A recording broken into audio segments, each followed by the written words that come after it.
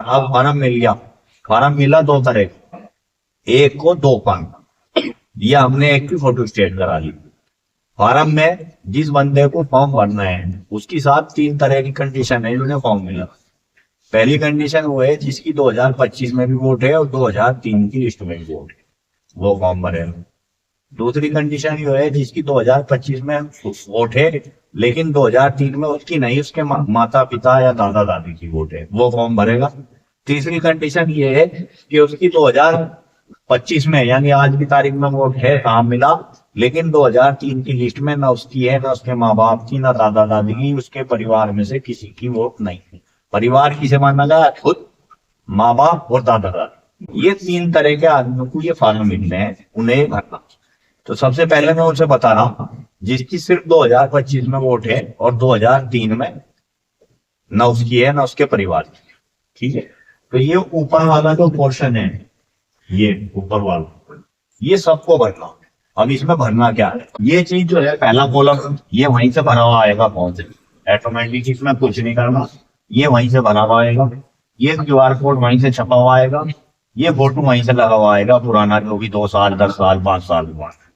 उसके बाद एक नया फोटो अपना हाल फिलहाल का खींचा हुआ वो यहाँ पे चिपकाना है, एक इस फॉर्म पे, एक वो जो दूसरा फोटो कॉपी है दूसरा फॉर्म है उस पे, यानी दो फोटो आप चिपका दो। उसके बाद ये शुरू होता है, सबसे पहले जन्म तिथि पूछ रहा है और जन्म तिथि में पूछ रहा है वो दिन महीना और वर्ष। ये यहाँ पे जन्म तिथि जो लिखनी है, आप पहचान पत्र का फॉर्म भर रहे हैं तो पहचान पत्र से ही लिखनी है। और इसके लिए इस फॉर्म को भरने से पहले 2-3 डॉक्यूमेंट चाहिए, वे जरूर कलेक्ट कर ले जब ये फॉर्म भरना। एक तो पहचान पत्र उस बंदे का जिसका वो फॉर्म भर रहे हैं, दूसरा उस बंदे का आधार कार्ड यदि उस पे है तो दो, और तीसरा अगर उसकी खुद की वोट 2003 में है तो वो वोटर लिस्ट, उसके माँ बाप की है तो माँ बाप वाली वोटर लिस्ट। ये बस ये 3 कागज चाहिए, पहचान पत्र, आधार कार्ड और वोटर लिस्ट। इन 3 कागजों से पूरा फॉर्म भरा जाता है। सबसे पहले हम भरेंगे यहाँ से जन्म तिथि। जन्म तिथि पहचान पत्र में लिखी हुई हो, वो चाहे उम्र में लिख रही हो चाहे सन में लिख रही हो। अगर सन में लिखी हुई है, किसी की पैदाइश लिख रही है 1970 और उससे आगे जो है इस तरह के कांटे से बने हुए हैं, कट लगा के बना दें, उसमें लिखी पहचान पत्र में। तो इस जन्म तिथि को हम यहाँ ऐसे भर, इन्हें मान लिया जा 1/1/1970। ये इस तरह बने, इस तरह भर दो या ऐसे डैश लगा के भर दो, ये बने। अगर किसी के में खाली ये लिखा हुआ है 1970 तो इससे आगे 1/1 मान लिया जाएगा।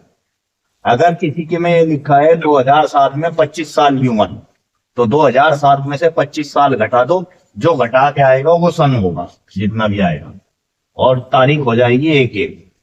आपके आधार कार्ड में, पहचान पत्र में और डॉक्यूमेंट में उम्र अलग अलग हो सकती है। यहाँ जो उम्र भर रहे फिलहाल हम पहचान पत्र की भर रहे, अगर किसी की गलत हो रही है तो बाद में करेक्शन का फॉर्म आएगा 9 या 10 तारीख के बाद या 7 तारीख से, जब वो करेक्शन का फॉर्म भर के इसे ठीक करा सकता है, लेकिन अभी भरनी पहचान पत्र वाली। दूसरी चीज आ गई आधार संख्या, वैकल्पिक है।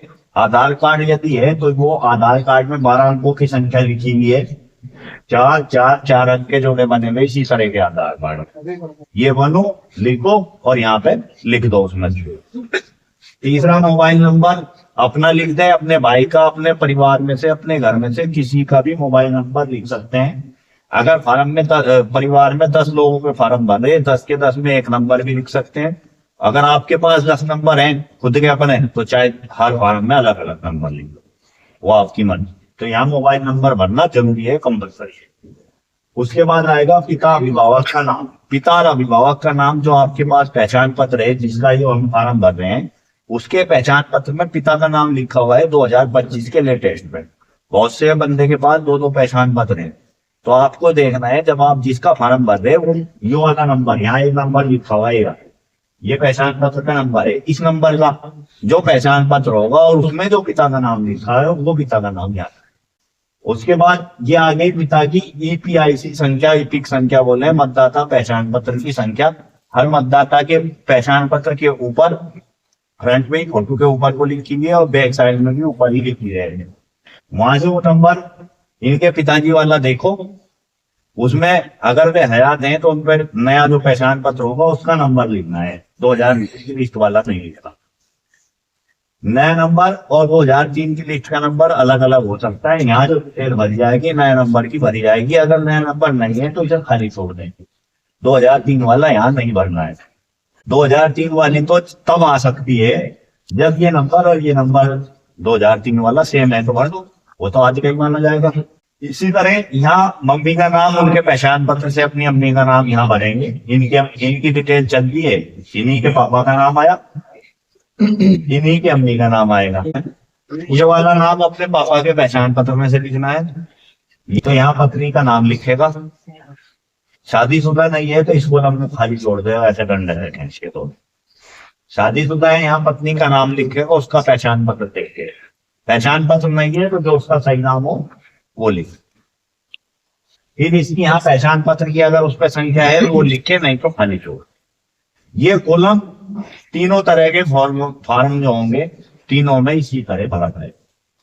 उसके बाद अब ये वो सिर्फ इतना ऊपर का भरेगा, इसे और इसे दोनों को खाली छोड़ दे। यहाँ पे साइन करेगा, अंगूठा करेगा, यहाँ BLO पे साइन करवाएगा और अपना BLO को दे देगा, एक कॉपी अपने पास रखेगा। अगर ये फार्म इसी तरीके से सही तरीके से भरे जाएंगे, जिसने ऊपर का भरा उस पे 100 के 100% नोटिस आएगा।